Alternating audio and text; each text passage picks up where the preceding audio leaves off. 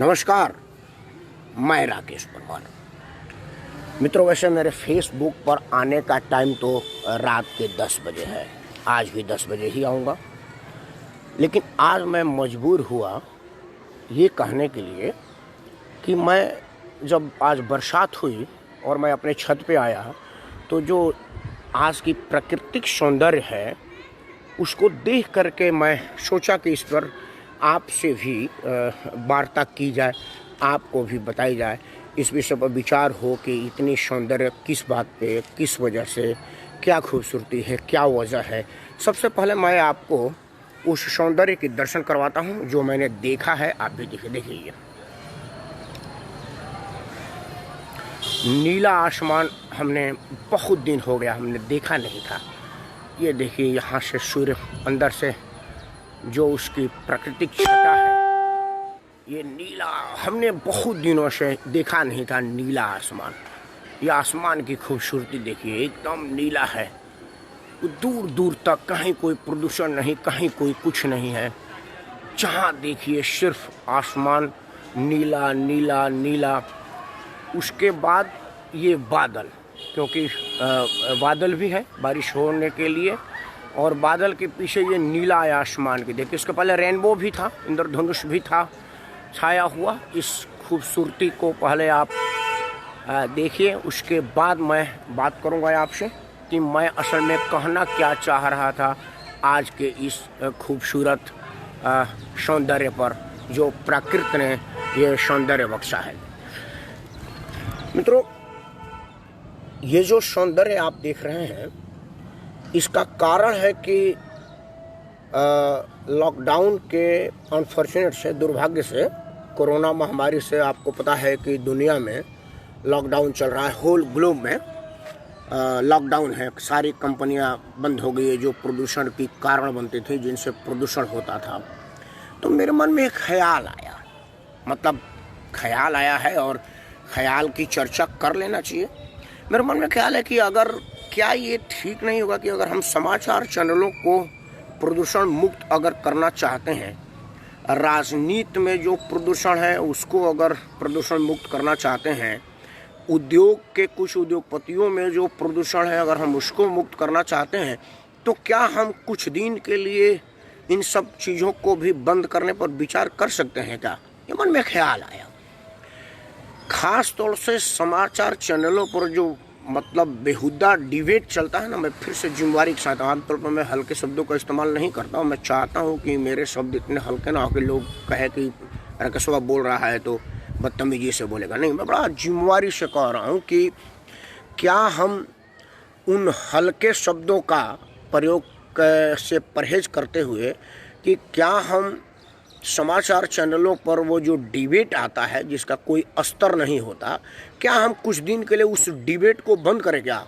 जिस तरह से आज प्रकृति इतनी खूबसूरत हो गई है, प्राकृतिक सौंदर्य का जितनी वर्णन की जाए कम है। मैं समझ पा रहा हूँ कि मैं 30 साल हो गया दिल्ली में रहते हुए, इतनी शानदार खूबसूरत नज़ारे आसमान की, इतना मतलब नीला आसमान मैंने नहीं, दिल्ली में नहीं देखा था। मतलब मैं दिल्ली की बात करूँ और देश दुनिया में हमें सौभाग्य प्राप्त है कि मैं कई जगह जाता रहा हूँ, तो वहाँ से तो करीब करीब मैंने देखा है। लेकिन दिल्ली में इतनी शानदार आसमान, इतनी साफ आसमान, प्रदूषण मुक्त आसमान और एकदम नीला आसमान, हम सुने थे नीला आसमान, लेकिन दिल्ली में हमारे बच्चे कहते थे कि नीला आसमान कहाँ है? नीला आसमान ये तो गंदा आसमान है, ब्राउन आसमान है, ब्लैक आसमान है, धुआं धूल और प्रदूषण से भरा हुआ आसमान है। उनको पता ही नहीं था कि आसमान नीला भी होता है। जो हमारे बच्चे हैं जो 90 के बाद के जन्मे हुए हैं, उन लोगों को पता नहीं था। लेकिन प्रदूषण के वजह से जो आसमान हमको बिल्कुल दिख नहीं रहा था, बिल्कुल उसी तरह से हुआ है जिस तरह से जंग लगे हुए लोहे के सामान को हम जंगरोधक से साफ कर देते हैं और वो जंग मुक्त हो जाता है, तो उसकी खूबसूरती ओरिजिनल दिखने लगती है कि असल में ये लोहा किस रंग का था, क्या चीज़ था। उसी तरह से आसमान में जो खूबसूरती, जो सौंदर्य दिख रहा है, उसका वजह है कि लॉकडाउन के वजह से कंपनियां बंद हैं और प्रदूषण नहीं फैल रहा है। तभी मेरा विचार आया कि अगर हम सब लोग मिल करके निहोरा करें, समाचार चैनलों से अनुरोध करें, मांग करें कि भाई आप लोगों के यहाँ जो प्रदूषण है उससे मुक्ति के लिए कुछ दिन तक उल जलूल खबरें दिखाना, सरकार प्रायोजित खबरें दिखाना, किसी राजनीतिक दल को खुश करने और किसी को बदनाम करने की खबरें दिखाना, और उससे भी ज़्यादा वाहियात वो जो डिबेट आता है ना बेमतलब का। जैसे अभी हमने 2-1 दिन पहले वो एक डिबेट देखा था जिसमें MS बिटा और उधर से एक पाकिस्तान का, इधर से वो तीर दिखा रहे थे, उधर से वो तलवार दिखा रहा, मतलब इतना भोला प्रदर्शन और इतनी वाहियात और गंदी शब्दों का इस्तेमाल हो रहा था कि मैं क्या कहूँ, मुझे समझ में नहीं आता, बड़ी हंसी आती थी।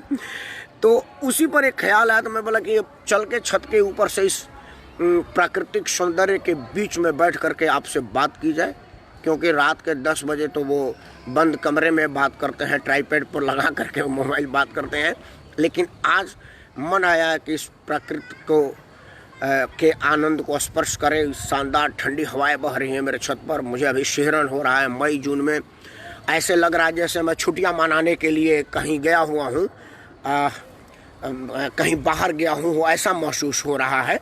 लेकिन फिर भी कुछ लोगों ने भी लगता है कि कुछ आनंदित महसूस हुए हैं। जो लोग कह रहे हैं, संतोष भाई कह रहे हैं कि आदरणीय संतोष पाठक जी करके, भैया यह आपने लाख टके की बात कही है, बिल्कुल सही कहा। कहाँ से लोग आ जाते हैं और लोग बैठ करके आलतू फालतू बातें करते रहते हैं। यहाँ मुझे तो कभी कभी इतना गुस्सा आता है कि मन करता है कि अगर ये सामने होते तो लपड़िया देते। मेरा ये आप नहीं लिख पाए हैं, मैं ये कह रहा हूँ लपड़िया देते, बिल्कुल मन यही करता है हमारा भी। लेकिन क्या करिएगा, राजकुमार होगी करके प्राकृत में और चार चांद लग रहा है आपका लाल टी शर्ट।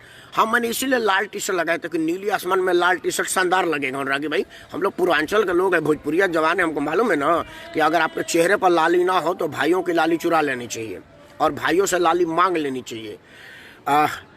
हमारे डॉक्टर पूरन सिंह बिष्ट का ममता जी दिख रही हैं, मैं उनको प्रणाम बोल रहा हूँ। ममता जी प्राकृतिक आनंद छत से देख करके ले रही हैं कि घर के अंदर बैठी हैं, मुझे समझ में नहीं आता है। तो आप अगर छत पे हैं डॉक्टर पूरन सिंह बिष्ट तो बड़ी अच्छी बात है, आप आनंद ले रहे होंगे। मेरा अमित भी देख रहा है गांव में क्या सीन है, बारिश हुई है क्या, क्योंकि हाँ तो दिल्ली में बारिश हो रही है। राकेश मिको, हाँ नमस्कार भाई जी।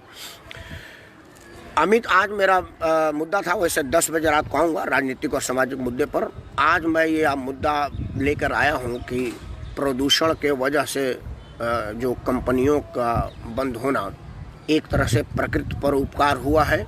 इतनी खूबसूरत प्रकृति, इतनी शानदार छटा हमने 30 साल में नहीं देखा था। हम 1990 से दिल्ली में रह रहे हैं।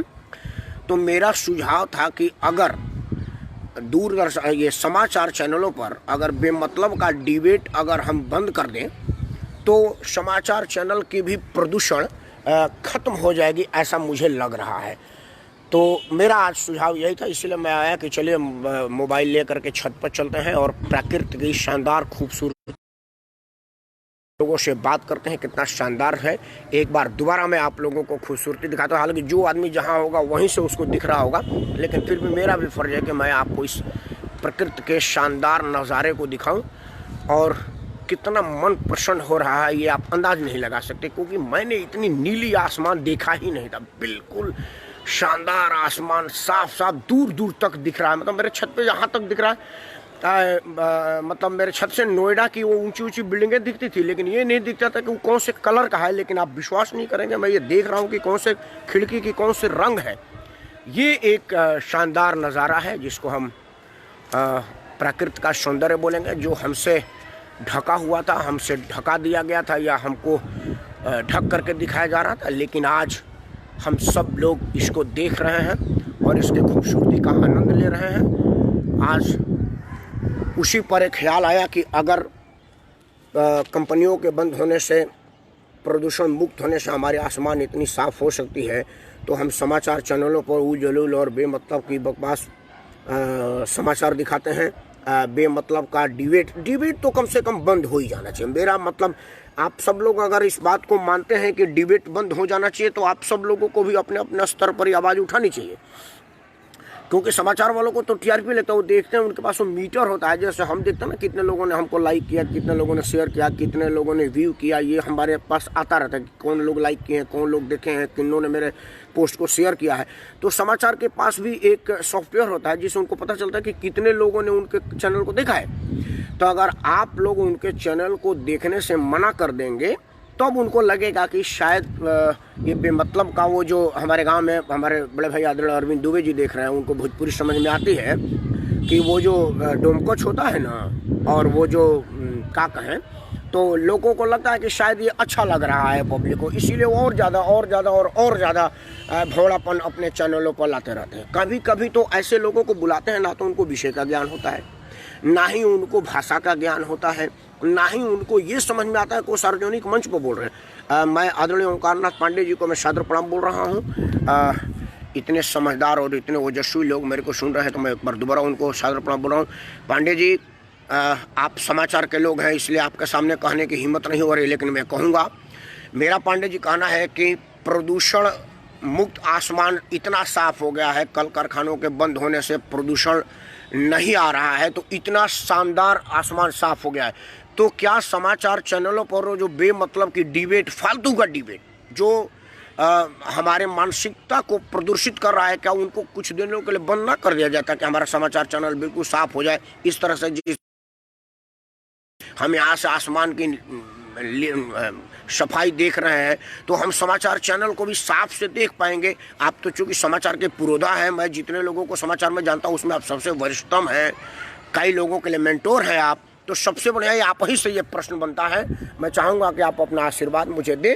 खास तौर से वो जो डिबेट है ना, वो तो बंद हो जाना चाहिए, और उस तरह का डिबेट जो एक पाकिस्तान अपने हाथ से कुछ तीर दिखा रहा है और एक हिंदुस्तान का आदमी दिखा रहा है, इस तरह को मैं सीधा बेहूदगी के शरण में देता हूँ। किसी को बुरा लगे तो लगे, मैं क्षमा मांग लूँगा, क्योंकि मैं दिल्ली में रहता हूँ और केजरीवाल जी ने मुझे बता रखा है कि आप गलती करिए और उसके बाद क्षमा मांग लीजिए। तो मैं केजरीवाल के इस बात को तो मान ही सकता हूँ कि मैं पहले गलती करूँ, उसके बाद क्षमा मांग लूँ, लेकिन अगर मैं उस भोला डिबेट को बेहूदगी के शरण में दे रहा हूँ तो मैं गलत नहीं हूँ और मुझे इसमें क्षमा मांगने की जरूरत नहीं है, क्योंकि मैं आर भारत चैनल को चैनल के श्रेणी में नहीं मानता, कोई समाचार चैनल होगा। हाँ, अनवर भाई साहब नमस्कार। सादत भाई, आज मैं यह प्रश्न था, मैं चाहूँगा कि आप भी इसमें अपना राय दें। मैं ये कह रहा हूँ कि मैं 30 साल से दिल्ली में हूँ, करीब 90 से। मैंने इतना साफ आसमान इसके पहले नहीं देखा था। उसका कारण है कि लॉकडाउन के वजह से कल कारखाने बंद है तो प्रदूषण नहीं फैल रहा है, इस वजह से हो रहा है। तो क्या इस विषय पर विचार न किया जाए कि हमारे समाचार चैनल पर जो प्रदूषण फैल रहा है, विचार का प्रदूषण, माहौल में एक दूसरे को विद्वेष घोलने का प्रदूषण, कोई अति हिंदूवादी प्रदूषण, कोई अति मुसलमानवादी प्रदूषण, क्योंकि बाकी धर्म तो देश में है ही नहीं, हिंदू मुसलमान का और कोई धर्म नहीं है समाचार चैनलों के अनुसार। क्योंकि कभी किसी ईसाई को बुला करके हा नहीं करवाया, ना ही कभी किसी जैन को बुला के, किसी सिख को बुला के ओ हो करवाया हो। समाचार चैनल का धर्म का मतलब हिंदू और मुसलमान समाचारों के लिए, मेरे लिए हिंदू मुस्लिम सिख ईसाई सब है, लेकिन मैं समाचार चैनलों की बात कर रहा हूँ। तो वो जो हिंदू मुसलमान बुला करके लड़वाते हैं, दिखवाते हैं, तो एक बार उनको भी बंद कर दिया जाए ताकि समाचार में जो प्रदूषण है वो खत्म हो जाएगा। बड़े भाई निर्मल सिंह मेरे को दिख रहा है, मैं चाहता हूँ कि वो भी अपना आशीर्वाद और स्नेह दें। बड़े भैया को सादर प्रणाम। बड़े भाई, आज मैं अपने छत पर आया था, रेनबो देखा तो मन किया कि आप सबों से बात करूं, क्योंकि मैं करीब 30 साल से हूं और इतना साफ आसमान नहीं देखा है। तो मैं आया कि और क्या क्या साफ किया जा सकता है इन सब बातों को देख करके। तब मेरे मन में आया और मैं मोबाइल निकाला, मैं कहा कि आज फेसबुक के माध्यम से आप लोगों को इसकी लालिमा दिखाऊं। हालांकि जो लोग जहां हैं दुनिया में जहां भी लोग होंगे, अगर इस टाइम अपने छत पर होंगे तो वो प्रकृति के इस शानदार सौंदर्य को देख रहे होंगे, क्योंकि हर दुनिया होल ग्लोब में आसमान साफ हो गया है और प्रदूषण मुक्त हो गया है। तो प्रदूषण के बंद होने से अगर पर्यावरण साफ सुथरा स्वच्छ हो सकता है तो और कहाँ कहाँ साफ सुथरा स्वच्छ की जरूरत है। जैसे मैंने बताया कि समाचार चैनलों को भी शुद्धता की जरूरत है, वहाँ का भी प्रदूषण का ख्याल रखना चाहिए। राजनीति में जो प्रदूषण है उसको भी कुछ दिन के लिए बंद कर देना चाहिए। उद्योग में जो प्रदूषण है, मतलब पैसा लेकर के भाग जाते हैं और लोगों को छोड़ जाते हैं, किसी कंपनी में विस्फोट हो जाता है, वहाँ के एम्प्लॉई अपना जान गंवा देता है, वो मालिक देश छोड़ करके भाग जाता है, इस तरह की जो मानसिक दिवालियापन की प्रदूषण है उस पर भी विचार किया जाए कि क्या ये प्रकृति के मारने से बंद करेंगे या हम सब लोग भी इस पर आवाज़ उठाएं कि भाई आप लोगों का पैसा लेकर के मत भागिए, आपकी वजह से बैंक दिवालिया हो रहा है। आप लोगों का पैसा लेकर के जो काम के लिए ले रहे हैं वही काम करिए, क्योंकि इस वजह से औद्योगिक प्रदूषण फैल रहा है। मतलब औद्योगिकरण प्रदूषण, औद्योगिक प्रदूषण अलग हो गया, औद्योगिकरण प्रदूषण अलग हो गया, और उद्योगपति प्रदूषण। तो ये उद्योगपति प्रदूषण है समाचार चैनल को मैं पहले बता चुका हूं कि वे मतलब वाहियात डिबेट दिखाते रहते हैं, जिसका ना कोई सिर पैर होता, ना कोई मतलब होता है। एक भड़काने वाला होता है, एक हड़काने वाला होता है और एक दूसरे को धमकाने वाला होता है। इन सब ऐसी सब चीज़ों को अगर हम लोग बंद कर दें तो शायद प्रदूषण मुक्त हो। अगर आप लोगों को लगता है कि मेरी बात सही है तो आप सब अपने अपने माध्यम से इस बात का मांग करें कि हे समाचार चैनल वालों, रहम करो हम पर। कोरोना ने प्रकृति को साफ कर दिया, अब तुम्हारे विरुद्ध रोना तुमको साफ कर देगा। इसके पहले तुम सुधर जाओ और खबरें दिखाओ, उल जलूल बेमतलब का बकवास ना दिखाओ। वैसे आजकल एक चीज़ चल रहा है कि निम्न वर्ग को राशन मिला, उच्च वर्ग को रिबेट, और जो हम जैसे मध्य वर्ग वाले लोग हैं इनको मिला है टीवी पर डिबेट। तो हम सब लोग टीवी के डिबेट के सहारे ही जी रहे हैं। तो इसीलिए हमने टीवी डिबेट को सबसे पहले लिया कि टीवी डिबेट को प्रदूषण मुक्त बनाने के लिए क्या क्या किया जा सकता है और उसके क्या क्या ऑप्शंस हो सकते हैं। इन्हीं शब्दों के साथ मैं चाहूँगा कि आप सब लोग भी प्रदूषण मुक्त होने, कहाँ प्रदूषण है, कहाँ कहाँ पर शुद्धता की ज़रूरत है, क्या क्या चीज़ शुद्ध हो, इन सब चीज़ की अपने अपने माध्यमों से, फेसबुक के माध्यम से, उसके माध्यम से बात करें। ये कोई आदमी वीर कुंवर सिंह फाउंडेशन, मैं चाहूँगा बड़े भाई आएँ और प्राकृतिक प्रदूषण पर बात करें। आप भी बैठे होंगे और रेनबो दिख रहा होगा। रणधीर सिंह चिकू जी को नमस्कार बोल रहा हूँ। रणधीर जी, मैं दिल्ली में 1990 से रह रहा हूँ और इतना साफ आसमान हमने नहीं देखा है जितना आप ही साफ आसमान है। तो मैंने कहा कि अगर दिल्ली में प्रदूषण के कम होने से इतना आसमान साफ हो सकता है तो और कौन कौन से जगह है जहां पर प्रदूषण को कम किया जाए, वहां सफाई हो जाए। मेरे नज़र में समाचार चैनल है जो उसमें बहुत ज़्यादा प्रदूषण है, उस पर ये बात किया जा सकता है। औद्योगिक प्रदूषण है जो उद्योगपतियों का लग जाते हैं, उन पर बात किया जा सकता है। और राजनीतिक प्रदूषण, हाँ बड़े भैया प्रणाम प्रणाम प्रणाम। हाँ भैया प्रणाम। बहुत बहुत अच्छा विषय और समसामयिक विषय पर लेकर के उठे हो। हाँ सही कह रहे हो, जो लोग छत पर है वही लोग कुछ कह सकते हैं। तो हम तो छत पर है, देख ही रहे हो कि बाल में खाली क्लिप नहीं लगाया गया है, अदरवाइज बाल को संभालना बड़ा मुश्किल हो रहा है। समझ गए ना। अब मैंने अपना बैक कैमरा लगा दिया है कि आप जैसे खूबसूरत आदमी के सामने मुझ जैसा बदसूरत आदमी एक ही फ्रेम में ना दिखे। अरे क्या तुम्हारा टी शर्ट भी बढ़िया है, तुम्हारा चेहरा भी बढ़िया है। नहीं, मैंने इसीलिए अभी लगाया कि दो लोग नेचुरल सौंदर्य और नेचर के सौंदर्य, दोनों सौंदर्य को एक फ्रेम में देख करके आनंदित हो, उसमें हम जैसे नेचर वाले को ना देखें, इसीलिए हमने लगाया भैया। अरे अरे नहीं, बहुत शानदार माहौल है और शानदार चीजें हैं। आज मन में आया भैया कि अगर कल कारखानों के बंद होने से हमारा प्रकृति इतना साफ हो सकता है, तो अगर हम समाचार चैनलों पर से कुछ डिबेट उबेट और फालतू चीजें बंद कर दे तो समाचार चैनल भी साफ हो जाएगा। आज का मुद्दा यही था। एक बात बताएं राकेश जी। हाँ ऐसा है कि बोले भैया। जो लोग जा करके टीवी डिबेट में लड़ते हैं तो और तथा कथित बुद्धिजीवी कहे जाते हैं, मेरी नजर में तो वही है कि जैसे बाजार में जो मुर्गा नहीं लड़ाता है सब और तमाशा दिखाता है सब, वही बिल्कुल बेवकूफ, बहुत बढ़िया शब्द है आपने। मुर्गा लड़ाने वाला होता है और दो मुर्गे होते हैं, बिल्कुल ठीक कहा आपने। हाँ तो ये मुर्गा लड़ा करके अपना दुकानदारी चलाने का एक प्रक्रिया जो ये लोग समाचार चैनल बिना माने, मतलब वो दोनों नहीं भी लड़ रहे हैं तो उन दोनों को ऐसा ऐसा बात कहकर उकसा देंगे सब कि वो दोनों बेचारे अपना अपना पक्ष रखने के चक्कर में लड़ जाते हैं। वो तय करके आया गया है कि आपको लड़ना ही है, शराफत नहीं दिखानी, पहले बता दिया जाता है। हाँ वही हम कह रहे हैं। तो इन लोगों के हथकंडे से माने हम क्या कहें, देश कहाँ जा रहा है, दुनिया कहाँ जा रही है, हम लोग किस किस दुकानदारी में फंसते जा रहे हैं, हम लोग खुद पता नहीं क्या कहा जाए। फिर भी लोग जितना दिखाते हैं उतना हम लोग देख लेते हैं। आपको विश्वास दिलाऊं कि भारत की जो है ना, हमको लगता है 50% आबादी न्यूज चैनल से दूर हो गई। हाँ अभी भी अखबार वालों की इज्जत नहीं। अच्छा, हमारे जैसा आदमी जिसको कि आप कह सकते हैं कि थोड़ा बहुत समझदार, तो आप लोग कह लेते हैं हमको, तो हम जो है 2 महीना से टीवी की न्यूज देखना बंद कर दिए। मैं तो 9 बजे से पहले समाचार नहीं देखता। चूंकि 10 बजे मुझे फेसबुक लाइव आना होता तो मैं क्या कोई बड़ी घटना ना घट गई हो, कोई नेचर घटना हो कि कोई बड़ी, ना और मैं आपको देखना जरूरी है, आपको 9 देखना बजे में देखता जरूरी हूँ। है। मैं सवेरे वैसे 1 घंटा और शाम को 1 घंटा, दिन में नहीं देखता। कल्पनाथ राय जी ने हमको एक बार कहा था, उनकी बात मैं मानता हूँ कि निर्मल, बिना नाश्ता किए घर से निकल जाना, लेकिन बिना अखबार पिए पढ़े घर से मत निकलना, नहीं तो समाज में बड़ी भद्द थी। जी बिल्कुल, तो हाँ तुमको पता ही इससे नहीं होगा। हाँ बिल्कुल। और हम आज इसलिए लाइव आ गए आपके साथ क्योंकि हम खुश थे कि आप एक लीक से हट करके समसामयिक चीजों पर अचानक आप आ गया। देखिए, आप तो शाम को 9 बजे 10 बजे बोलते हो, उससे कम लोग इस समय लाइव नहीं है, हाँ नहीं देख 16-17 लोग, आप लोगों का आशीर्वाद है भैया, आप सबका रहे आशीर्वाद है। हैं। तो अच्छा, उसका क्या कारण है? सब लोग अपने व्यस्त जरूर रहते हैं, लेकिन देखते अच्छा राकेश परमार ऑनलाइन है, अगर उनके पास समय है तो बेचारा कोई भी हो इस कार्यक्रम को छोड़ना नहीं चाहता, इसमें कोई दो राय नहीं। ये आपका आशीर्वाद है, आप सबों के मतलब है। नहीं, और अगर बता इसी भैया। तरह से आप चलते रहो, हालांकि इसको चलाने में आपका कितना श्रम और समय जाया जाता है मैं जानता हूँ, लेकिन अगर इसी तरह से चलता रहा तो ये एक न एक दिन एक बहुत अच्छी पीक पर होगा मैंने कार्यक्रम, और अब लोग निर्मल उसको भैया, मैं एक आदमी की बात पढ़ दूं। निर्मल भैया 1 मिनट होल्ड करिएगा। डॉक्टर बख्तियार मसूद उस्मानी, ये मेरे भाई हैं डॉक्टर बख्तियार।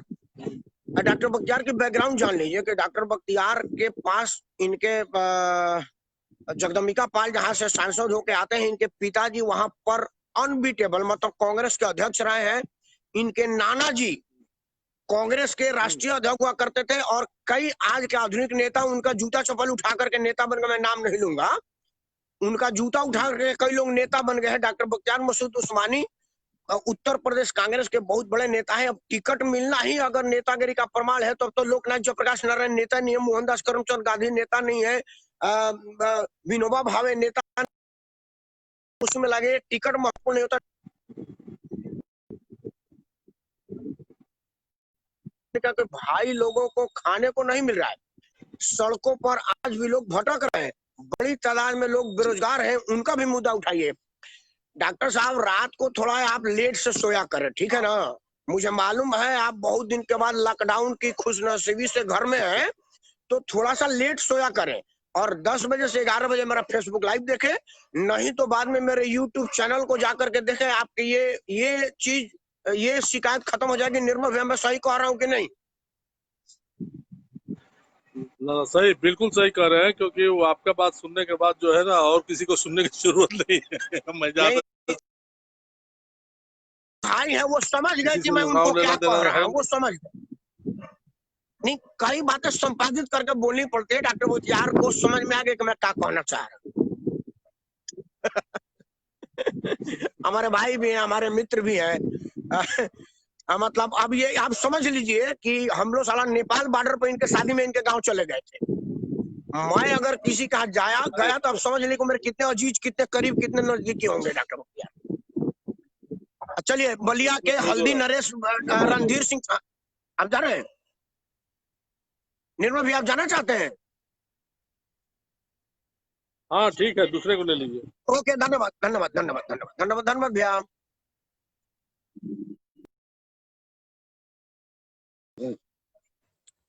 डॉक्टर साहब को नमस्कार बोल रहा हूँ, वेदपाल लोहिया। नमस्कार, कैसे हैं वेदपाल जी? आप बिल्कुल ठीक ठाक हैं मेरे ख्याल से। ठीक ठाक। सरोज सिंह, जन्मदिन की बहुत बहुत बधाई मेरे भाई। रणधीर सिंह चिक्कू जी ने मुझे लिखा है कि आज आप हमेशा से ज्यादा अच्छे लग रहे हैं परमार साहब। ये तो आपके आंखों में मेरे प्रति स्नेह है जो मेरे में खूबसूरती डाल दिया है, नहीं तो मैं वही हूँ। आप सबों का प्यार है, आपकी आंखों की चमक है जो मुझे देख करके चमकने लगती है, ये मेरा सौभाग्य है। डॉक्टर बख्तियार को मैं आमंत्रित करना चाहता हूँ, कृपया आइए और अपनी बात रखिए। बहुत दिनों के बाद आप मिले हैं, आपको बुला रहा हूँ। डॉक्टर साहब आइए।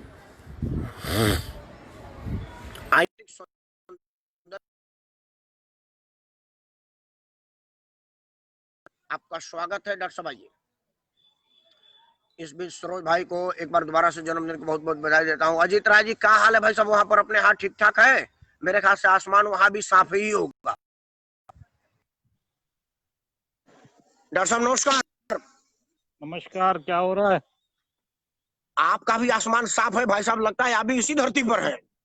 नहीं नहीं, मैं तो घर पे हूँ भाई, यूपी में। अच्छा। डुमरियागंज में। नेटवर्क लगता है डॉक्टर साहब आपका थोड़ा सा टूट रहा है। डुमरियागंज में है? डुमरियागंज में भाई, डुमरियागंज में है। मैं डॉक्टर साहब लोगों के। आज का मुद्दा उठाया है कि अगर हाँ, प्रदूषण से मुक्ति मिल गई हमको लॉकडाउन में कंपनियां बंद करने से, तो क्या समाचार चैनल पर बेमतलब की बकवास अगर हम बंद कर देंगे तो समाचार चैनल का प्रदूषण मुक्त हो जाएगा? नहीं, यही मुद्दा है, कृपया अपना बात रखें। नहीं नहीं, बिल्कुल बिल्कुल, ये तो बिल्कुल सही मुद्दा है। बिला वजह का वो हम्म, करते हैं लोग चैनल पे, तो उसको तो खत्म हम्म। करना ही चाहिए।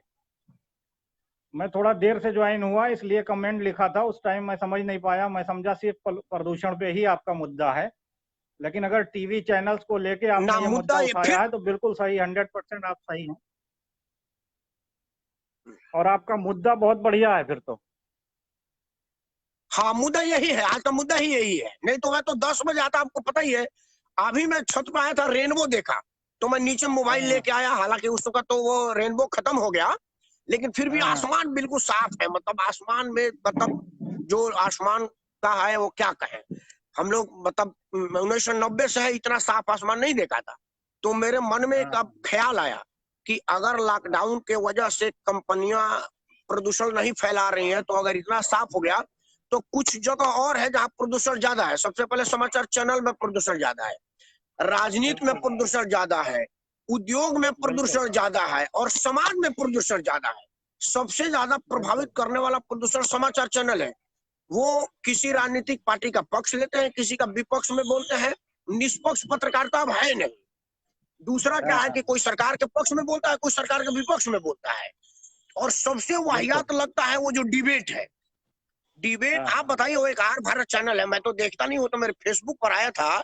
बीटा इधर से हम्म, तलवार दिखा रहा है। बड़ा अफसोस की बात है कि कभी हमारे कांग्रेस का वो बेचारा यूथ का अध्यक्ष भी होता था। जब से राव हाँ साहब हाँ। मरे, उसकी बुद्धि मर गई है। मतलब हम्म, ऐसे ऐसे इधर से तीर दिखा रहे हो, पाकिस्तान से दिखा रहे हो। बताइए, स्टूडियो में बैठ करके ऐसे लग रहा है जैसे फतेह कर लेंगे।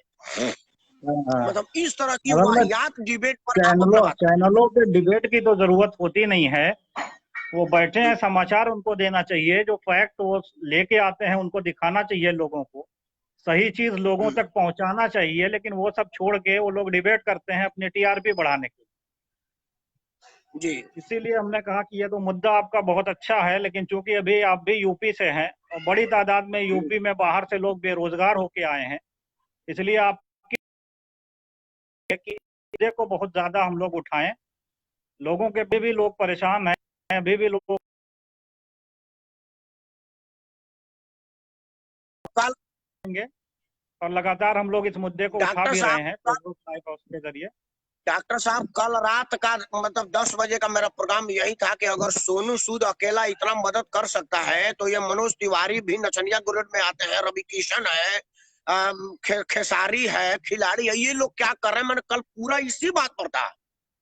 मेरा हाँ हाँ मुद्दा मेरा मुद्दा तो हमेशा निष्पक्ष होता है डॉक्टर साहब। मतलब ना तो पक्ष में ना हाँ। विपक्ष में, मामला निष्पक्ष में। नहीं, और अभी आप तो बताइए, मुद्दा आप भी जो बहुत ठीक है कुछ मुद्दा। आजकल कर रहे हैं। हम आप लोग बड़ा भी कुछ यही कर रहे लगे हैं, मैंने हुए हैं। देखा है लॉकडाउन। हाँ नहीं, हम लोग भी आप इसी क्या पे क्या लगे कर रहे हैं, हुए ये हैं। बताइए। इसी हाँ। पे हम लोग लगे हैं। लोग बहुत बड़ी तादाद में बेरोजगार होके आ रहे हैं। जो लोग बॉम्बे से आ हम्म, रहे हैं वो बहुत ज्यादा संक्रमित भी हैं, कोरोना भी उनको पॉजिटिव आ रहा है। जांच हो नहीं रही है, सरकार चुपचाप बैठी हुई है।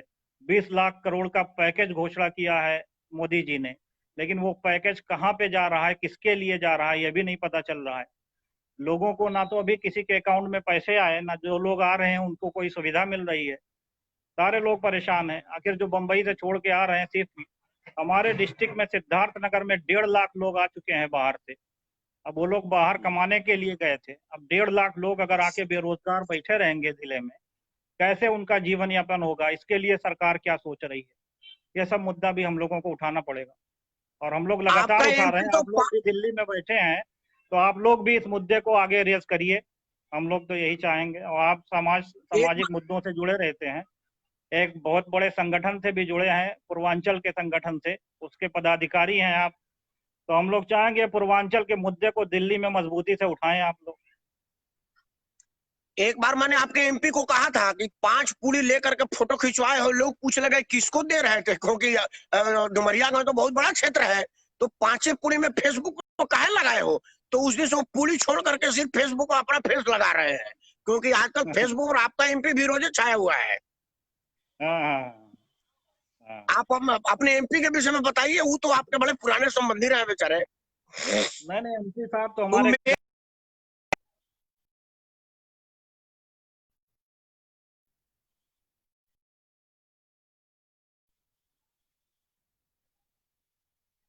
हमारे एमपी साहब अभी दिख नहीं रहे थे, अभी कुछ दिन से फेसबुक पे दिखने लगे हैं। अंडरग्राउंड थे बेचारे, डर गए थे कोरोना से। जो हमारे एमपी साहब हैं, हमारे बहुत करीबी रहे किसी टाइम में जब कांग्रेस में हुआ करते थे वो। लेकिन ये पार्टी का हम मैटर दोनों नहीं के है, ये तो करीब थे। सबका मैटर है। हमारे यहाँ का हाँ एमएलए हाँ वो बीजेपी का है, लेकिन वो दौड़ रहा है बेचारा, काम कर रहा है। हम लोग अप्रिशिएट कर रहे हैं कि वो लोगों के बीच में शुरू से है। वो भारतीय जनता बिल्कुल, पार्टी का आदमी है, एमएलए है, लेकिन वो जब से यही ये शुरू स्वस्थ, हुआ है लगातार वो लोगों के बीच में है, लोगों के संपर्क में है, सुबह से यही शाम तक स्वस्थ, वो रहता हाँ। डॉक्टर साहब एक मिनट आपको रोकूंगा। है। हमारे राय साहब सुन रहे हैं, हमारे निर्मल भाई सुन रहे हैं। निर्मल भैया, डॉक्टर बख्तियार कांग्रेसी हैं, लेकिन काम करने वाले की अभी उन्होंने तारीफ की। उन्होंने कहा कि एमएलए चाहे बीजेपी का, वो काम कर रहा है, लेकिन एमपी बीजेपी का काम नहीं कर रहा है। हमारे देश में डॉक्टर बख्तियार जैसे ही राजनीतिकों की जरूरत है, जो स्वस्थ राजनीति करे, अच्छे को अच्छा और बुरे को बुरा कहे। डॉक्टर साहब को बहुत बहुत बधाई। डॉक्टर साहब आगे बोलिए। मैं यही कह रहा था, जो लोग इस तरह से काम कर रहे हैं बात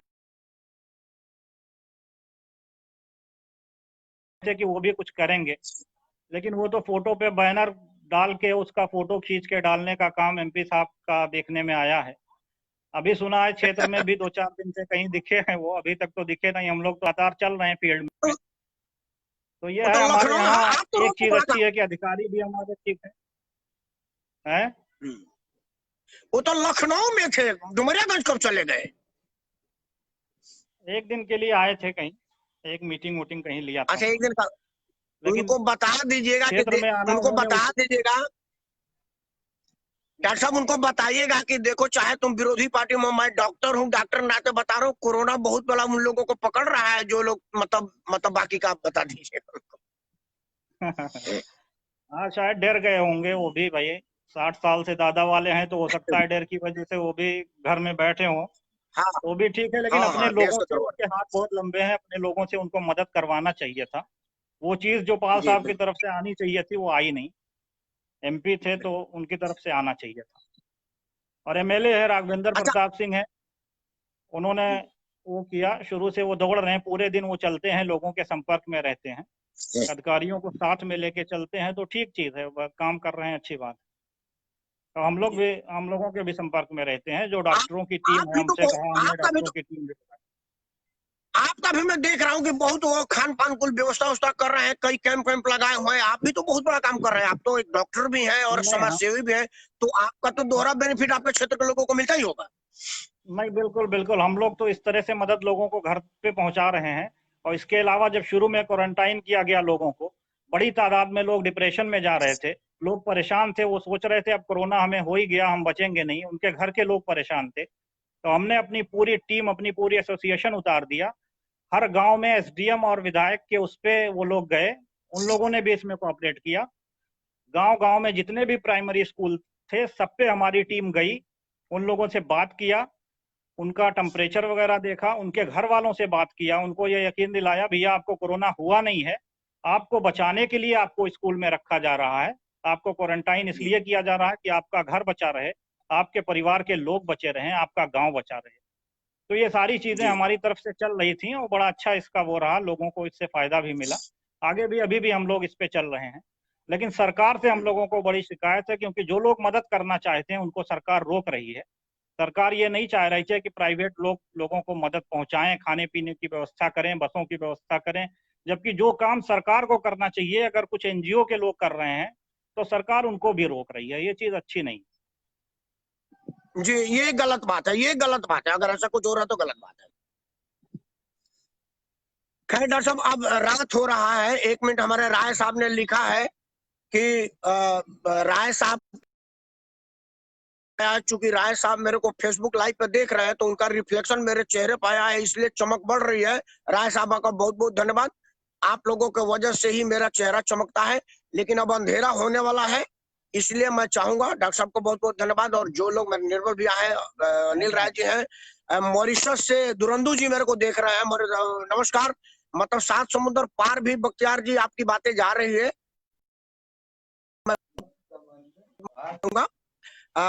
डॉक्टर साहब है रात के 10 आपका बजे, भी ठीक है ना? धन्यवाद।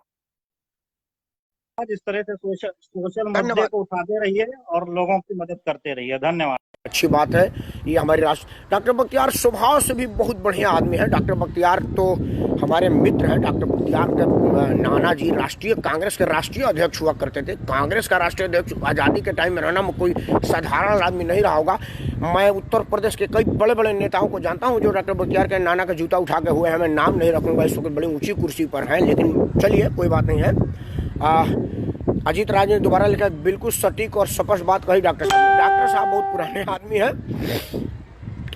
राजकुमार कुशवाहा, नमस्कार भाई। खैर राजकुमार जी, 10 बजे रात को मिलते हैं। अब अंधेरा छा रहा है और जो प्राकृतिक खूबसूरती है, आज बात उसी पर थी।